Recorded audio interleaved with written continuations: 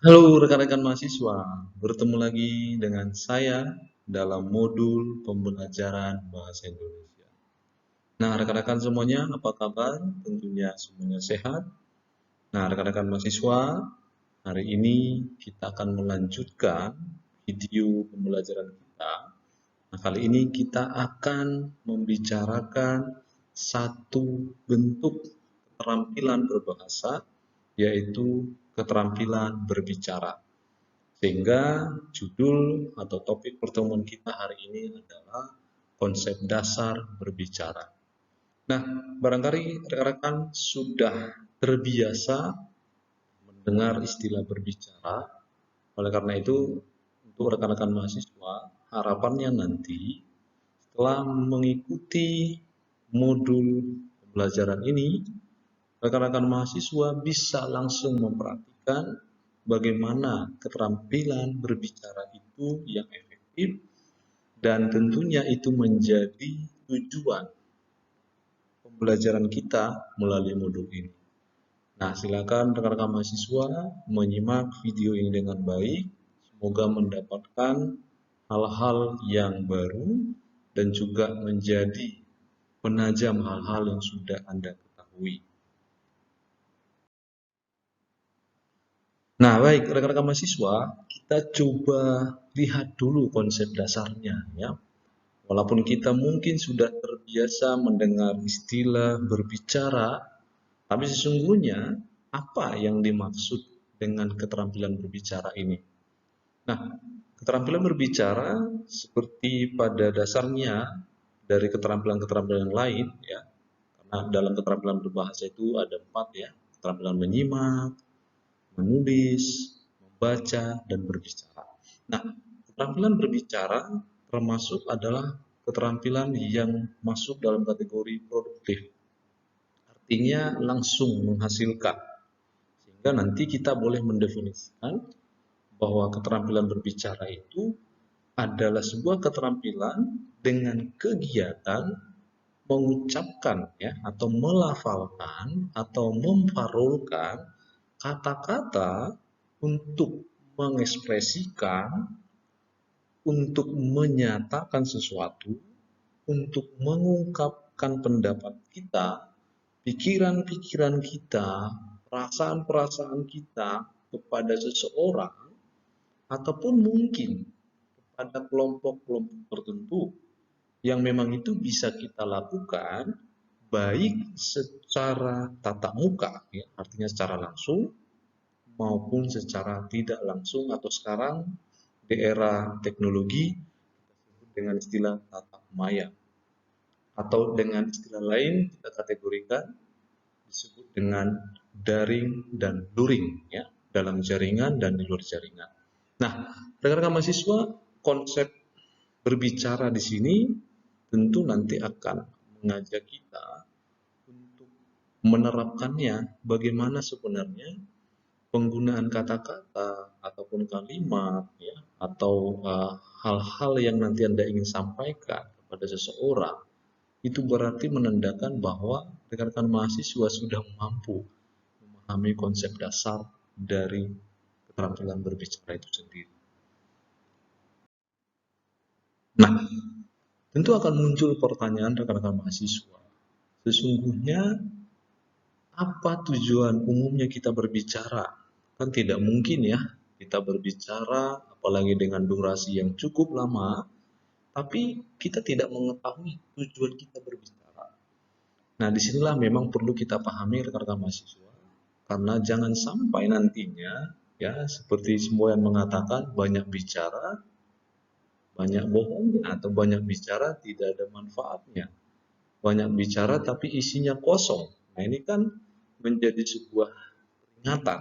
Oleh karena itu, kita harus betul-betul memiliki tujuan untuk apa berbicara.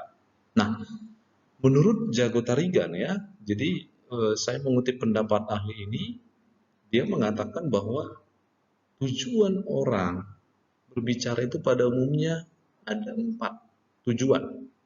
Ya, nah tujuan yang pertama tentu ketika orang ingin berbicara atau melakukan keterampilan berbicara, maka sebenarnya dia sedang ingin memberikan informasi. Nah, informasi ini tentu rekan-rekan sangat beragam ya, karena ada hal-hal informasi yang perlu kita bagikan, maka kita perlu membicarakannya, perlu mengutarakannya lewat keterampilan berbicara kita. Jadi yang pertama, orang berbicara itu karena memang ingin menyampaikan atau memberikan sebuah informasi kepada orang lain. Nah, yang kedua, tujuan orang berbicara itu bisa untuk menghibur. Nah, menghibur itu berarti nanti mendatangkan sebuah kondisi perasaan yang mungkin tadinya kita sedih menjadi tidak sedih gitu ya. Yang tadinya kita larut dalam sebuah masalah, kita akhirnya bisa keluar dari masalah itu. Yang tadinya mungkin kita punya polemik yang begitu mendalam, tapi dengan kata-kata penguatan dari orang lain yang disampaikan lewat kemampuan berbicaranya, kita jadi terhibur. Kita bisa tersenyum kembali, kita bisa tertawa kembali, kita juga mendapatkan semangat baru lagi. Nah, di sini berarti kemampuan kita untuk menyampaikan keterampilan berbicara Anda berarti bertujuan untuk menghibur orang tersebut. Nah, tujuan lain dari keterampilan berbicara ini bisa juga untuk meyakinkan. Nah, untuk meyakinkan dalam arti kata berarti ada sebuah hal-hal atau ide tertentu yang ingin Anda sampaikan kepada orang, tentunya selain memberikan informasi, tapi supaya informasi itu betul-betul diyakini orang lain. Nah, ini mudah saja Anda temukan ya di dalam konsep kehidupan kita, karena tidak semua apa yang dibicarakan orang lain ini kita yakin begitu. Bisa saja itu sekadar informasi, tapi informasinya itu tidak perlu kita yakini. Tapi ada informasi yang mungkin dianggap penting dan kita harus yakin sehingga mau atau setuju pada informasi tersebut. Nah, disinilah dikatakan bahwa berbicara itu bertujuan untuk meyakinkan orang lain. Nah, yang terakhir ya, keterampilan berbicara ini atau tujuan orang berbicara secara umum menurut Jago Tarigan yaitu bisa memberi stimulasi, memberi rangsangan atau memberi sebuah gerakan tertentu sehingga orang nanti mampu bertindak, melakukan langsung apa yang mungkin tadi sudah diyakini langsung dikerjakan atau langsung dilakukan sehingga nanti hal-hal yang disampaikan lewat keterampilan berbicara betul-betul dia mau lakukan dengan baik sesuai dengan apa yang mungkin diyakininya dari tema atau topik yang dibicarakan oleh orang lain. Nah, barangkali rekan-rekan mahasiswa inilah secara umum mengapa sebenarnya kita sebagai manusia itu memang perlu berbicara, namun perlu diingat rekan-rekan mahasiswa, jangan sampai Anda berbicara justru tidak menghadirkan apa-apa, tetapi layaklah kita berbicara untuk menghadirkan hal-hal penting yang memang bertujuan nanti itu bisa menambah informasi, bisa juga menghibur orang lain, ya, juga bisa nanti meyakinkan orang lain, dan bahkan nanti bisa juga untuk menstimulasi atau menggerakkan orang lain demi tujuan yang positif tentunya. Nah, berdasarkan tujuan tadi rekan-rekan mahasiswa, itu bisa kita lihat di dalam penerapan konkret keterampilan berbicara itu. Nah, penerapan-penerapan ini tentunya tidak asing lagi bagi kita, karena mungkin rekan-rekan mahasiswa juga sudah pernah melakukannya. Nah, misalnya kita lihat yang pertama, penerapan konkret berbicara itu bisa terwujud dalam bentuk ceramah atau khotbah. Ya, jadi dalam ceramah, karena ceramah itu kan biasanya pada umumnya ya, ini akan masuk pada ranah uh, agama atau sebuah ideologi gitu ya, yang berhubungan tentang teologi atau ketuhanan. Nah, di sini orang bisa berceramah ya. Jadi keterampilan berbicara orang itu bisa terlihat dari bagaimana cara dia berceramah dengan baik ya, berceramah dengan betul-betul memiliki esensi makna yang baik yang disampaikan kepada audiensnya. Nah, itu bisa terlihat dari ceramah atau khotbah ya. Misalnya pendeta yang sering khotbah di mimbar hari Minggu, ya, mungkin juga ustadz atau haji yang sering mungkin menyampaikan ceramah-ceramah kerohanian atau keagamaan. Nah, ini termasuk yang disebut nanti bentuk konkret dari berbicara. Nah, selain ceramah atau khotbah, bisa juga yang umum kita lihat bentuk penerapannya dalam bentuk pidato. Nah, rekan-rekan mahasiswa, saya kira untuk pidato ini cukup banyak contohnya. Anda bisa melihat berbagai bentuk pidato dengan berbagai bentuk metode orang berpidato, ya. Entah itu metodenya impromptu, ya, secara tiba-tiba, entah itu metodenya dengan catatan-catatan kecil, entah itu metodenya dengan membaca, gitu ya. Jadi intinya orang berpidato itu juga nanti akan menggunakan seluruh kemampuannya di dalam terampil berbicara. Nah, Anda bisa melihat bagaimana tulisan-tulisan pidato yang nantinya bisa dikemukakan di depan khalayak umum. Nah, itu dalam bentuk ini. Nah, bentuk konkret lainnya, rekan-rekan mahasiswa, ketika kita melihat kemampuan berbicara, bisa terwujud dalam bentuk diskusi. Nah, siapa di antara teman-teman yang cukup sering diskusi, ya, entah itu diskusi kelompok, entah itu nanti diskusi dengan dosen Anda, diskusi dengan orang-orang komunitas Anda. Nah, itu wujud kita melakukan keterampilan berbicara. Bahwa Anda mampu berdiskusi dengan baik, ya, dengan orang-orang di sekitar Anda. Nah, bentuk konkret yang lainnya, rekan-rekan mahasiswa, ada yang disebut debat.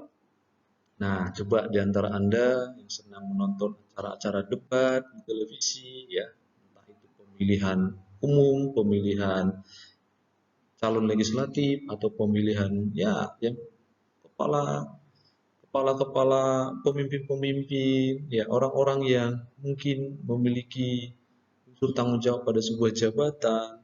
Jadi supaya kualitasnya itu terlihat, maka dilakukan acara debat. Nah, debat itu akan juga menunjukkan bagaimana seseorang itu terampil berbicara, menguasai argumentasi yang baik, dan bahkan dia mampu memberikan alasan-alasan yang memang menunjukkan bahwa dia terlihat bisa menjawab, ya, dengan baik dari apa hal atau topik yang didebatkan. Nah, itu bisa. Nah, bentuk lainnya rekan-rekan, bentuk konkret berbicara itu bisa juga Anda perhatikan di dalam bentuk dialog.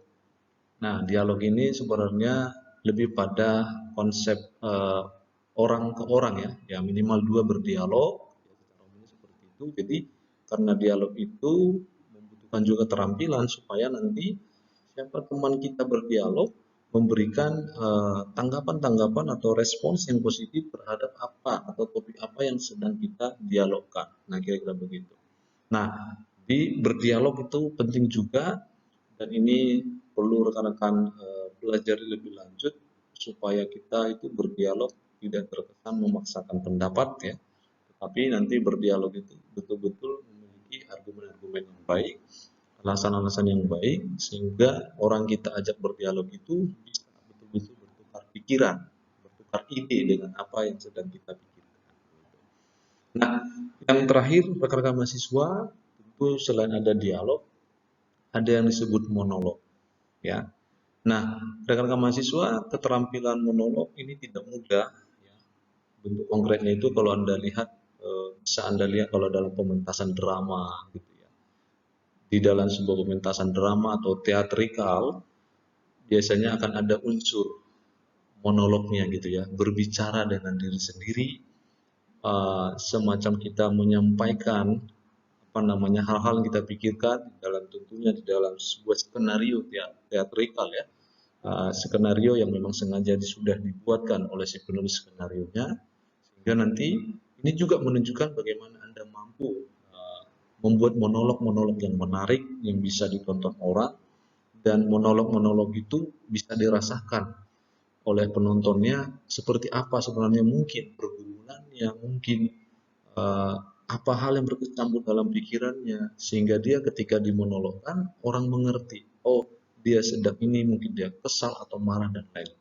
Nah, ini rekan-rekan penerapan-penerapan konkret yang mungkin juga nanti kita bisa pelajari di dalam modul-modul berikutnya, bagaimana nanti misalnya cara berceramah yang baik, bagaimana orang berpidato yang baik, bagaimana berdiskusi, tata cara berdiskusi yang baik, melakukan debat yang baik, yang sportif begitu ya, berdialog yang baik, dan bahkan melakukan monolog-monolog yang menarik sehingga orang senang untuk menontonnya. Nah, rekan-rekan mahasiswa, tidak bisa dimungkiri bahwa ketika kita berbicara keterampilan berbicara, maka perlu kita ingat ada faktor-faktor yang menjadi penentu keberhasilan kita berbicara. Dan sebaliknya nanti akan ada juga faktor yang menjadi penghambat atau yang membuat kita berbicara tidak lancar, tidak tercapai dengan apa yang kita harapkan. Nah, faktor-faktor keberhasilan berbicara itu kita kategorikan menjadi dua kategori besar ya. Apa yang kita sebut dengan faktor bahasa dan faktor non bahasa. Nah, dua faktor ini memang tidak bisa kita katakan tidak penting ya, karena ini sangat penting sebab keterampilan berbicara itu akan berhubungan dengan kemampuan Anda berbahasa dan juga di luar kemampuan non bahasa ya. Karena tidak mungkin kita berbicara tanpa bahasa dan juga tidak bisa dipinggirkan bahwa berbicara itu supaya nanti apa yang kita sampaikan itu betul-betul diterima, maka faktor non kebahasaan itu juga akan menunjang keberhasilan kita dalam keterampilan berbicara. Nah, coba kita lihat dari faktor bahasa dulu. Nah, faktor bahasa itu apa kira-kira yang membuat seseorang itu nanti betul-betul tampil berbicara, betul-betul berhasil di dalam menyampaikan ide atau tema atau topik permasalahan yang sedang ia ingin bicarakan kepada orang-orang. Nah, faktor kebahasaan itu bisa kita rinci dari yang pertama yaitu persoalan ketepatan pelafalan. Nah, rekan-rekan mahasiswa menjadi pembicara hebat, menjadi pembicara yang mudah diterima, tidak bisa harus kita kuasai bagaimana pelafalan kita dengan jelas. Pelafalan itu menjadi satu kunci pertama yang nanti menentukan apakah apa yang kita bicarakan ini, apa yang kita sampaikan kepada orang lain, betul-betul dia bisa dengar dengan jelas. Nah, kalau sudah tidak jelas pelafalan kita, apa yang diharapkan dari yang kita bicarakan? Nah, tentulah memang kita harus berlatih karena tidak mudah ya, teman-teman mahasiswa. Sebab kalau Anda tidak terbiasa, maka dengan sendirinya itu akan gugup dan pelafalan itu bisa tidak jelas. Nah, oleh karena itulah orang berhasil melakukan keterampilan berbicara karena memang dia sudah belajar dengan baik, terampil dengan baik, dan bahkan pelafalan-pelafalan huruf kalimatnya itu sudah jelas. Sehingga orang nanti mampu menangkap esensi yang ingin dibicarakan.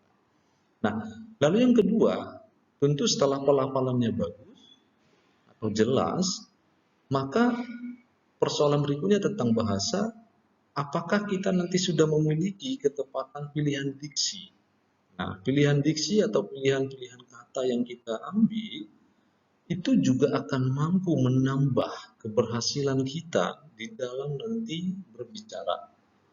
Kalau memang diksi-diksi kita ternyata itu sulit dipahami oleh audiens kita, makanya nanti rekan-rekan mahasiswa ketika Anda ingin terampil berbicara, coba perhatikan juga siapa audiens kita, siapa para pendengar kita.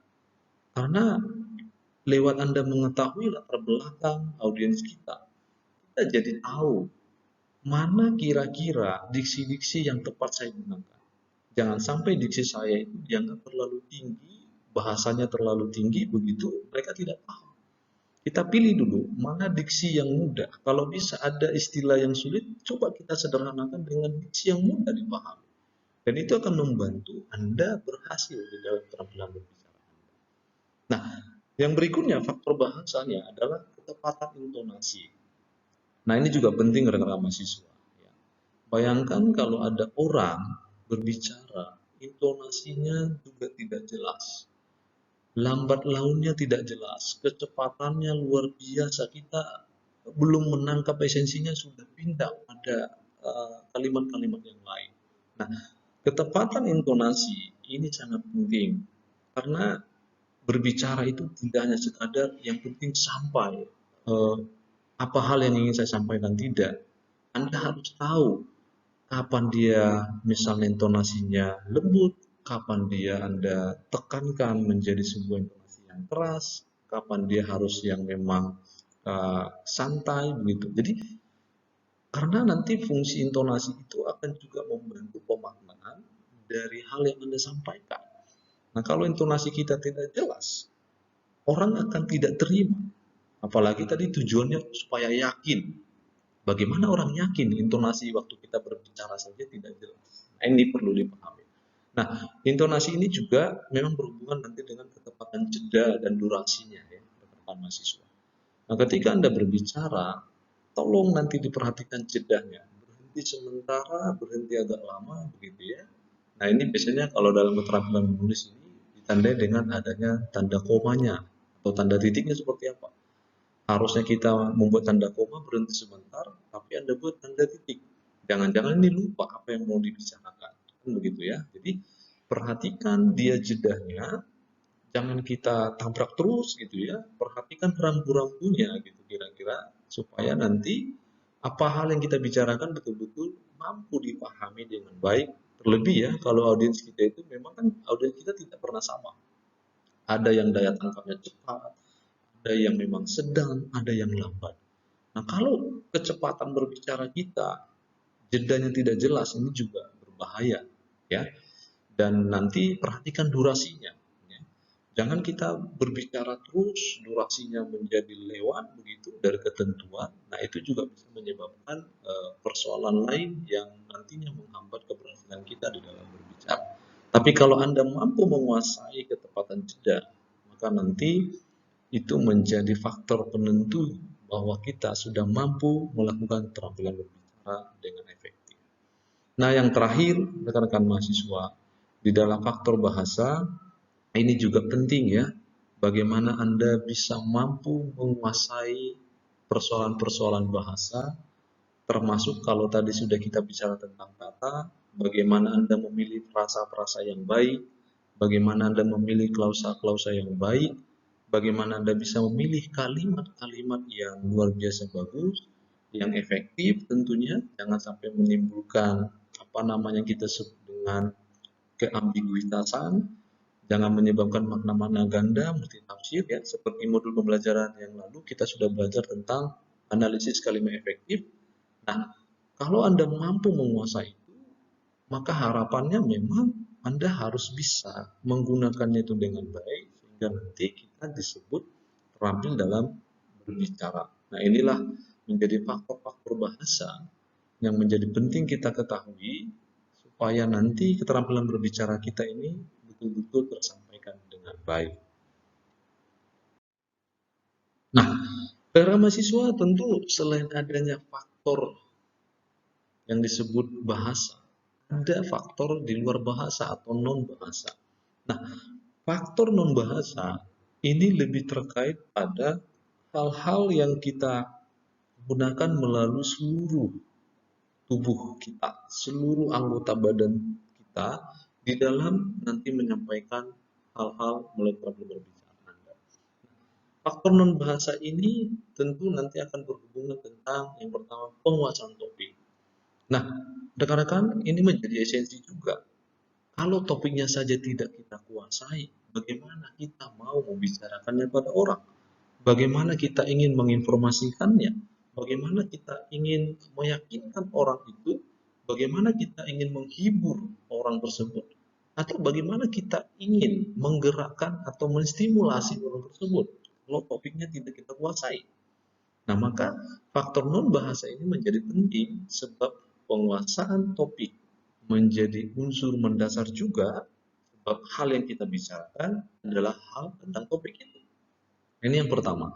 Jadi, mari rekan-rekan mahasiswa kuasai dulu topik apa yang ingin disampaikan, sehingga nanti akan mempermudah keberhasilan kemampuan berbicara Anda. Nah, lalu yang kedua, faktor non bahasa adalah faktor penguasaan bahasa non verbal. Nah, bahasa itu kan ada dua ya, ada bahasa verbal dan non verbal. Nah, seperti modul-modul pembelajaran yang sudah kita bicarakan, non verbal ini juga penting, menjadi unsur penting juga sewaktu kita nanti mampu berbicara dengan baik. Nah, bagaimana non verbalnya itu misalnya berhubungan dengan kinesik, gerakan-gerakan tubuh ya, gestural kita ya, apa yang kita sebut dengan bahasa-bahasa isyarat, kontak mata, senyuman ya. Ini perlu. Karena apa? Dengan kemampuan Anda menguasai bahasa nonverbal, itu akan turut serta membantu keberhasilan kita berbicara. Kan tidak mungkin misalnya nih saat berpidato, tapi dia selalu memandang ke bawah terus, dia tidak melihat audiensnya, dia tidak melakukan kontak mata, badannya kaku, tidak ada gerakan tangan begitu. Ya. Jadi di sini nanti juga akan berpengaruh pada kemampuan Anda untuk melakukan terampil berbicara. Perlu diperhatikan, perlu memang dipelajari dan perlu dibiasakan. Berlatihlah bagaimana Anda bisa menerapkan unsur-unsur non bahasa khususnya ya, bahasa-bahasa non verbal, bahasa tubuh kita, sehingga nanti keterampilan berbicara kita betul-betul bisa tersampaikan dengan baik. Nah, faktor non bahasa berikutnya adalah penguasaan situasi dan kondisi. Maksudnya begini, rekan-rekan. Ketika Anda ingin berbicara ya, dengan tema tertentu, coba Anda harus mengetahui minimal bagaimana situasi yang kemungkinan nanti kita datangi. Bagaimana kondisi di sana? Misalnya, oh ternyata kondisinya itu di dalam lapangan besar, kan? Kita harus betul-betul mengantisipasi itu. Kita harus punya bayangan seperti itu supaya apa? Ketika Anda berbicara, bisa memilih metode-metode tertentu sehingga membantu mengurangi hal-hal atau kondisi yang mungkin menghambat. Nah, dengan penguasaan situasi, Anda bisa juga menjadi percaya diri. Anda tahu kondisinya seperti apa di sana, di lapangan tertentu atau di ruangan tertentu, kita jadi tahu dan akan mudah mencari jalan keluar seandainya ada hal-hal yang mungkin nantinya bisa menghambat Anda dalam keterampilan berbicara. Ini beberapa faktor rekan-rekan mahasiswa yang mungkin bisa Anda eksplorasi lagi, bagaimana faktor non bahasa juga akan turut serta ya menjadi faktor penting di dalam keberhasilan kita berbicara. Nah, kalau tadi kita sudah berbicara faktor-faktor yang membuat kita sukses atau berhasil di dalam kemampuan berbicara kita, nah ternyata ada faktor-faktor penghambatnya, rekan-rekan. Faktor-faktor penghambat ini atau faktor penghalang ini, inilah yang memang perlu sejak dini kita harus betul-betul ketahui sehingga kita bisa mengurangi ya paling tidak meminimalisasi paling tidak atau menghilangkan beberapa faktor penghambat ini ketika Anda akan menerapkan keterampilan berbicara Anda. Nah, faktor ini kita bisa bagi rekan apa yang kita sebut dengan faktor internal dan ada faktor eksternal. Faktor internal ini lebih merujuk pada seluruh hal-hal yang menghambat yang memang itu datangnya dari kitanya sendiri, dari kita sebagai pembicara. Dan ada faktor eksternal berarti seluruh faktor-faktor atau hal-hal yang menghambat yang memang itu di luar kemampuan diri kita. Jadi ada hal-hal yang di luar diri kita mampu menghambat itu sehingga keterampilan berbicara kita tidak berhasil. Nah, faktor internal itu bisa kita bagi beberapa hal ya, seperti yang tampak di dalam video atau slide Anda. Ini ada beberapa faktor internal. Yang pertama memang yang tadi seperti yang sempat saya sampaikan rekan-rekan, yaitu ketidakpahaman topik. Ini kan internal ya. Bayangkan seorang pembicara tidak menguasai, tidak mengenali topiknya, maka tentu ini menjadi penghalang bagaimana kita mau berbicara dengan baik sementara topiknya kita tidak paham. Bagaimana kita ingin menyampaikannya, membicarakan depan orang seperti apa. Tentunya kita akan menjadi malu, kita akan merasa tidak siap, kita merasa bahwa kita ini tidak memiliki percaya diri yang baik, nah itu akan menghambat kalau memang kita tidak menguasai topik yang ingin kita sampaikan. Nah, yang berikutnya secara internal juga ketidaktepatan unsur bahasa seperti yang tadi.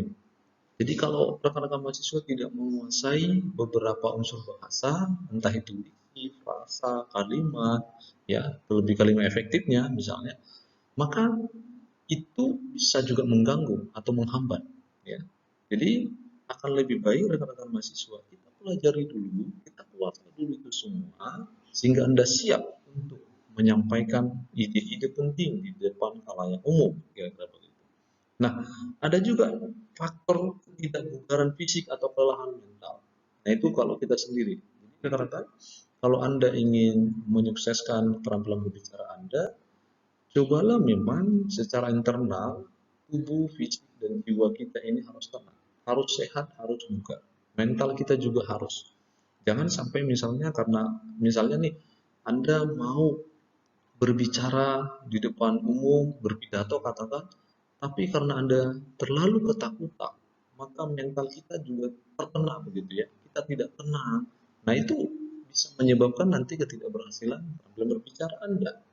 Maka perlu nanti ketenangan, kebugaran fisik. Ya, siapa tahu misalnya kita berpidato dengan durasi waktu tertentu, ya, tapi karena fisik kita tidak kuat, itu cukup mengganggu rekan-rekan ya. Cukup mengganggu apalagi misalnya kita tidak tahu lokasi atau situasi di mana kita nanti akan melakukan keterampilan berbicara itu. Jadi perlu diperhatikan secara internal. Lalu yang berikutnya, ketidaksempurnaan ucap. Nah, ini rekan-rekan memang seperti yang tadi saya katakan, pelafalan penting. Namun mau tidak mau, rekan-rekan kita bersyukur mungkin dengan alat-alat ucap kita yang sempurna, berbeda misalnya dengan rekan-rekan kita yang mungkin secara alat ucap tidak sempurna, mengalami disabilitas. Nah, tetapi kalau memang nanti pengaruh ketidaksempurnaan alat ucap itu masih bisa kita minimalisasi, itu sangat membantu kita berhasil. Namun, kalau ketidaksempurnaan alat ucap itu memang sudah terbawa sejak lahir, nah ini bisa memang secara internal menghambat ya keberhasilan, walaupun ada usaha-usaha mungkin secara medis ya untuk memperbaikinya. Namun di dalam konteks kita manusia yang normal, katakan manusia yang memiliki alat ucap yang sempurna, sudah seharusnya faktor internal ini bisa kita atasi dengan baik dengan berlatih, berlatih dan berlatih tentunya. Nah, selanjutnya rekan-rekan, selain faktor internal ya dari dalam, nah ini ada faktor eksternal dari luar diri kita. Ya, ini faktor-faktor yang memang kalau boleh kita katakan faktor-faktor yang cukup sulit ditangani. Oleh karena itu memang ketika kita mau menerapkan keterampilan berbicara, kita memang sudah punya ya gambaran umum atau bayangan apa dalam benak kita supaya kita bisa menghindari faktor eksternal ini. Walaupun tidak selamanya akan berhasil, namun paling tidak kita punya beberapa alternatif solusi ya untuk menghadapi faktor eksternal ini. Nah, faktor apa saja? Misalnya faktor kondisi tempat atau ruangan tertentu. Ketika kita berbicara, kita tidak tahu misalnya, apalagi kalau situasinya atau cuaca katakanlah. Tadinya mungkin kita diminta berbicara di dalam ruangan ya, indoor gitu. Tiba-tiba outdoor. Karena apa? Kapasitas tidak cukup. Kita diminta ke lapangan besar. Nah, ini bisa menghambat. Padahal kita tadi mungkin sudah mempersiapkan hal-hal yang baik di dalam indoor. Atau yang tadinya memang harus di luar outdoor. Tapi karena cuaca, hujan, tiba-tiba begitu ya, kita diminta masuk ke aula, ke ruangan tertentu. Nah, ini juga bisa menghambat. Karena mungkin persiapan kita tadi adalah di outdoor. Nah, ini bisa. Jadi betul-betul memang harus dimaknai dan ketika memang kita diundang misalnya jadi pembicara di kondisi seperti ini, maka kita harus menghubungi panitia pelaksana ya. Jangan sampai nanti hanya gara-gara teknis gitu ya bisa bermasalah apa yang ingin kita sampaikan lewat keterampilan berbicara Anda. Nah, yang kedua adalah pengetahuan pendengar. Bagaimana audiens kita? Rata-rata kemampuannya seperti apa menangkap informasi. Nah, kita tidak tahu juga bahwa nanti orang yang di hadapan kita itu kemampuannya sama. Tapi paling tidak rekan-rekan mahasiswa, supaya kita tidak termasuk pada orang tidak berhasil dalam berbicara, kita boleh tanya juga panitia pelaksananya misalnya ya. Kita mengetahui siapa-siapa audiensnya, dari kalangan mana, tingkat pendidikannya seperti apa, lalu nanti rata-rata kemampuan berpikirnya seperti apa, daya tangkapnya seperti apa, dia misalnya kelahiran dari generasi mana. Ya, ini penting. Karena apa? Jangan sampai kalau kita tidak tahu itu bisa menjadi faktor eksternal kita yang justru menghambat keterampilan berbicara Anda. Nah, yang terakhir rekan-rekan, yang bisa kita lihat dari faktor eksternal adalah persoalan suara atau bunyi-bunyi dari luar. Nah, biasanya ini memang tidak bisa kita prediksi ya. Ketika kita berbicara, tiba-tiba ada hal yang terjadi ya. Kalau misalnya kita di indoor misalnya atau dalam ruangan, tiba-tiba ada bunyi-bunyi yang terjadi datang dari luar, itu juga bisa cukup mengganggu. Nah, ada bunyi-bunyi yang memang nanti cukup ini ya, cukup riskan dan ini memang perlu diantisipasi dengan baik sehingga nanti kalau kita terampil berbicara, ya kita harus punya solusi-solusi terbaik menghadapi bunyi-bunyi atau gangguan-gangguan bunyi ya dari luar, dari suara-suara yang memang tidak kita harapkan supaya terjadi fokus di dalam kita menyampaikan hal-hal yang menjadi bahan inti pembicaraan kita. Nah, inilah rekan-rekan beberapa faktor eksternal. Anda bisa mengeksplorasinya lagi, mencari tahu apa kira-kira, atau bahkan nanti kita berdiskusi, apa kira-kira faktor-faktor eksternal yang mungkin pernah Anda temukan, Anda rasakan, atau Anda sudah pernah antisipasi dengan baik, boleh nanti kita bagikan di dalam diskusi sinkronis kita. Nah, rekan-rekan, mungkin lewat pembicaraan melalui modul ini ada pertanyaan-pertanyaan yang masih ada dalam benak Anda dan saya yakin itu ada. Mari nanti akan kita diskusikan melalui pertemuan sinkronus. Anda boleh mengirimkan melalui surel saya. Nah, mari kita nanti diskusikan dengan baik. Intinya adalah bagaimana rekan-rekan mahasiswa mampu menerapkan keterampilan berbicara dengan baik dengan segala perwujudan atau bentuk-bentuknya secara konkret. Nah, terima kasih rekan-rekan mahasiswa sudah menonton modul pembelajaran kita hari ini. Semoga informasi ini atau hal-hal yang saya sampaikan ini menambah pemahaman Anda dan bahkan nanti menambah pengetahuan atau mempertajam pengetahuan Anda. Sampai bertemu pada modul-modul pembelajaran bahasa Indonesia berikutnya. Tuhan memberkati Anda dan kita semuanya. Salam bahasa.